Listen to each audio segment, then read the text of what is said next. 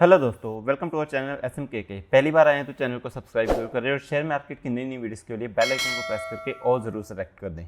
तो दोस्तों, इस वीडियो में हम एक ही स्टॉक की बात करेंगे जिसने ऑलरेडी अपने इन्वेस्टर को मल्टीपैकर बना दिया है, लेकिन वो आगे भी बहुत आगे बढ़ सकता है, बहुत दूर तक जा सकता है और अपने इन्वेस्टर को मल्टीपैकर रिटर्न्स दे सकता है। ऐसा उसका फ्यूचर नजर आ रहा है और इस सेक्टर में काफी ज्यादा एक्सपेंशन होता हुआ देखने को मिल सकता है एंड इसमें बहुत सारी एडवांटेज मिलेंगी आपको स्टॉक को।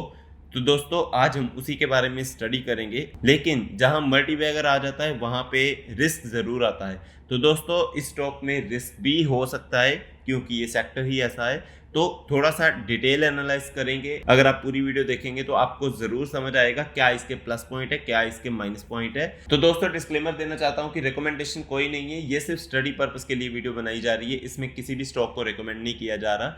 हाँ, काफी लोग ऐसे ही बिना देखे चले जाते हैं, बिना स्टडी किए चले जाते हैं। तो ये सिर्फ उसी पर्पस के लिए है कि किस स्टॉक में बिजनेस अच्छा है, किस स्टॉक में ग्रोथ हो सकती है, किस में नहीं हो सकती। और स्टॉक मार्केट ऐसा है जिसमें इफ पर चलता रहता है कि आज स्टॉक बहुत ऊपर जा रहा है, कल को वो नीचे आ जाएगा। जैसे येस बैंक के साथ हुआ था कि बहुत अच्छा चल रहा था, एकदम से घोटाला सामने आ गया और वो नीचे गिर गया।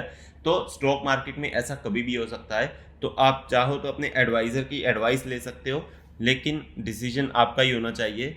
तो इसमें आपको ये भी पता चल जाएगा कि स्टॉक्स को कैसे स्टडी करते हैं। काफ़ी लोगों को नहीं पता कि एक स्टॉक में कैसे जाना चाहिए, तो हम उसी डिटेल में जाएंगे। पहले स्टॉक की बैलेंस शीट देखते हैं, फिर उस स्टॉक के बारे में बात करते हैं और फिर उसके फ्यूचर प्लान्स क्या है उसकी भी बात करते हैं। तो दोस्तों, 1,90,000 करोड़ का मार्केट कैप है, मतलब कि लार्ज कैप साइज की कंपनी है। 4934 रुपीज की मिल रही है, अपने 52 वीक हाई के आसपास ही है। फेस वैल्यू 10 है, मतलब फ्यूचर में आपको स्प्लिट भी मिल सकता है। अगर कंपनी की सेल्स देखी जाए तो कंपनी किसी टाइम लॉस में थी, ये देखिए -3,000 करोड़ का लॉस, फिर -1,400 करोड़ का, फिर थोड़ी सी प्रॉफिट में आई, फिर से लॉस में चली गई। लेकिन अभी कंसिस्टेंटली प्रॉफिट दिखा रही है और अच्छा खासा प्रॉफिट कर रही है। 1,400 करोड़ का, 916 करोड़ का, 3,000 करोड़ का, फिर बीच में थोड़ा कम हुआ 188 करोड़, क्योंकि कंपनी सेल्स अच्छी कर रही थी लेकिन एक्सपेंसेस और इंटरेस्ट के चलते कंपनी प्रॉफिट में नहीं आ पा रही थी। लेकिन अभी कंपनी की सेल्स और ज़्यादा अच्छी हो रही है और कंपनी प्रॉफिट में आ रही है। तो बीच में 3,000 करोड़ के आसपास भी प्रॉफिट गया, फिर 1,800 करोड़, 2,727 करोड़। तो ये क्वार्टरली प्रॉफिट है जो कि अच्छा खासा जा रहा है। अगर ईयरली देखा जाए तो ये देखिए, कंपनी अभी भी पहले लॉस में थी, -5,000 करोड़, फिर -6,000 करोड़, उसके बाद बहुत ही कम हो गया लॉस, -317 करोड़, फिर 8,000 करोड़, अभी 7,807 करोड़ का प्रॉफिट है। तो कंपनी लॉस से प्रॉफिट में आ गई और बहुत अच्छा प्रॉफिट कर रही है। तो ये बहुत अच्छी बात है। कंपनी की कंपाउंडेड सेल ग्रोथ भी अच्छी है, प्रॉफिट ग्रोथ भी अच्छी है। और कंपनी के रिजर्व्स कितने हैं, ये देखिए, रिजर्व्स किसी टाइम माइनस में जा रहे थे, -6,695, लेकिन इस बार रिजर्व जो है वो पॉजिटिव में आ गए। कर्जा आप सोच रहे होगे कि बहुत बढ़ गया, 51,280 करोड़ का कर्जा। लेकिन अगर आप देखोगे, लॉन्ग टर्म बोरिंग जीरो है कंपनी की, शॉर्ट टर्म बोरिंग थोड़ी सी है, लेकिन लीज लाइबिलिटी ज्यादा है। और जिस बिजनेस में कंपनी है इसमें लीज तो लेनी पड़ेगी, तो ये तो हमेशा से रहेगा। शेयर होल्डिंग पैटर्न देखा जाए तो शेयर होल्डिंग पैटर्न अच्छी खासी है। आप सोच रहे होगे 63 से 57 आ गया, तो दोस्तों आप ध्यान से देखिए कि वो FIIs के पास आया है। ज़्यादा पब्लिक के पास उतना ही है, 3.45 से 3.95 या 4.85 हुआ। पब्लिक ने ज़्यादा नहीं बढ़ाया, लेकिन FIIs GIs अच्छा खासा इन्वेस्ट कर रही हैं। तो दोस्तों, बैलेंस शीट बहुत ही स्ट्रॉन्ग देखने को मिल रही है, लेकिन सेक्टर ऐसा है, बिजनेस ऐसा है, थोड़ा रिस्की है। तो कंपनी देख लेते कौन सी है, इंटरग्लोब एविएशन, जो कि इंडिगो के नाम से जानी जाती है। दोस्तों, स्टॉक काफ़ी लोग स्टॉक देख के भाग जाएंगे, लेकिन ये स्टॉक आपको कैसे मल्टीबैगर रिटर्न्स दे सकता है उसके लिए वीडियो पूरी जरूर देखिए। अगर 1 साल की रिटर्न देखो तो 105% की शानदार रिटर्न बना के दिए। 5 साल में देखोगे तो 183% की रिटर्न। और लॉकडाउन में देखिए, लॉकडाउन में तो ये नीचे आ गया था, मतलब स्टॉक बहुत ज़्यादा नीचे आ गए थे, लेकिन ये सिर्फ 871 पे गया था। बिजनेस कौन सा है, एरोप्लेन्स का, फ्लाइट का। तो इसने 466% की रिटर्न दी है लॉकडाउन के बाद। अभी हम क्यों कवर कर रहे हैं, तो कंपनी के CEO ने बोला है कि IndiGo to introduce flights to 7 new global destination by end of FY25। तो दोस्तों, ग्लोबली और एक्सपेंड करना चाहते हैं, मतलब इंटरनेशनल फ्लाइट्स जो है वो और बढ़ाना चाहते हैं। Indigo Airlines currently operate more than 2,000 flights daily, connecting around 120 destinations, including 33 international cities. अभी भी इंटरनेशनल फ्लाइट्स चलती हैं, लेकिन उसमें 7 और ऐड हो जाएंगी। और एक किसने बोला है? सीईओ पीटर एल्बर्स ने बोला है। कहां का प्लान कर रहे? Earlier this month airlines revealed plans to introduce flights to Jaffna, Sri Lanka, making it airlines second destination in the country after Colombo. Already हो चुकी है शुरुआत बुकिंग की। एंड एल्बर्स ने एक और चीज हाईलाइट की है कि उनका एम क्या है, to further increase its international destination to over 40 by end of this financial year. तो ऑब्वियसली अगर 33 ऑलरेडी चल रही है, 7 और आ जाएंगी तो 40 हो जाएंगी, विच कंक्लूड्स ऑन मार्च 31, 2025। होएवर, तो दोस्तों ये अच्छी बात है। इंटरनेशनल जितना ज्यादा जाएंगे उतना ही ज्यादा इनका रेवेन्यू बढ़ेगा।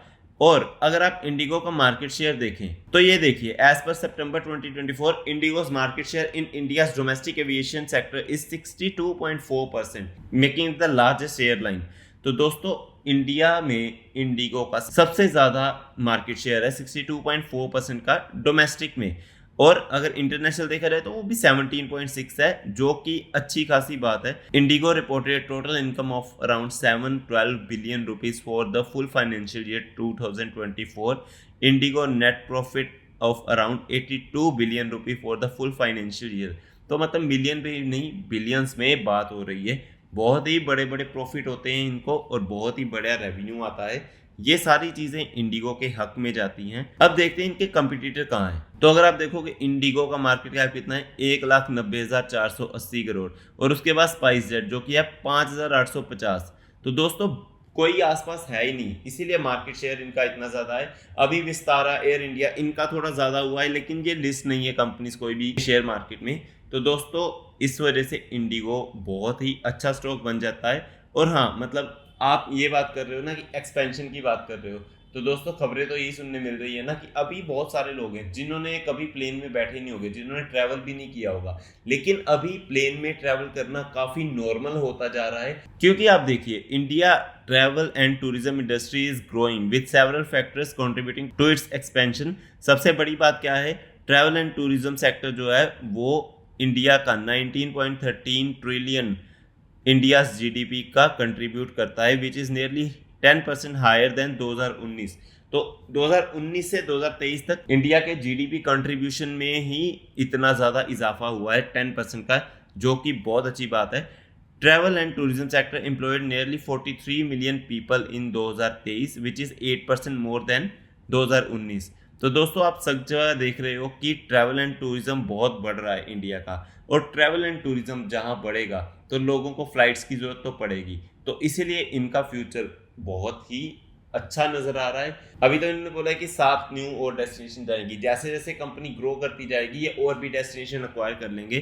तो दोस्तों अगेन रिकमेंडेशन कोई नहीं है, लेकिन मेरे हिसाब से इंडिगो का फ्यूचर बहुत अच्छा नजर आ रहा है, क्योंकि कंपनी ने ऑलरेडी देखिए पिछले मैक्सिमम परफॉर्मेंस तो ठीक है, बहुत बड़ी बात हो जाती है। 2015 में आया था, उसके बाद 391% की रिटर्न है। लॉकडाउन के बाद लोगों ने काफी अच्छा खासा ट्रैवल करना शुरू कर दिया है। ट्रैवलिंग जितनी बढ़ेगी उतना ही रेवेन्यू आएगा। उसका रीजन क्या है कि इनके पास ही 62% का मार्केट शेयर है, तो लोग ज्यादा इंडिगो की ही फ्लाइट्स जो हैं वो चूज करते हैं।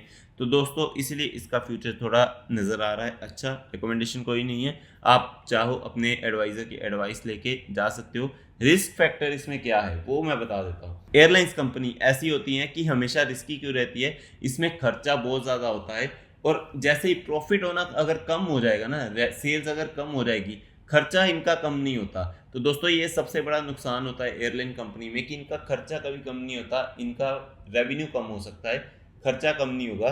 तो दोस्तों ये एक सबसे बड़ा रिस्क है कि अगर कोई कंपनी करोड़पति है अभी, मतलब करोड़ों कमा रही है, वो डाउन भी आ सकती है सिर्फ खर्चों के चलते। तो दोस्तों ये चीज़ का ज़रूर ध्यान रखना कि रिस्क इसमें ज़रूर है। बाकी आप अपनी स्टडी करके इसमें चाहो तो जा सकते हो। तो दोस्तों मैं उम्मीद करता हूँ आपको ये वीडियो बहुत पसंद आई होगी। ऐसे ही स्टॉक मार्केट की नई नई वीडियोस के लिए चैनल को सब्सक्राइब जरूर करें और बेल आइकन को प्रेस करके ऑल ज़रूर सेलेक्ट करें। थैंक यू दोस्तों।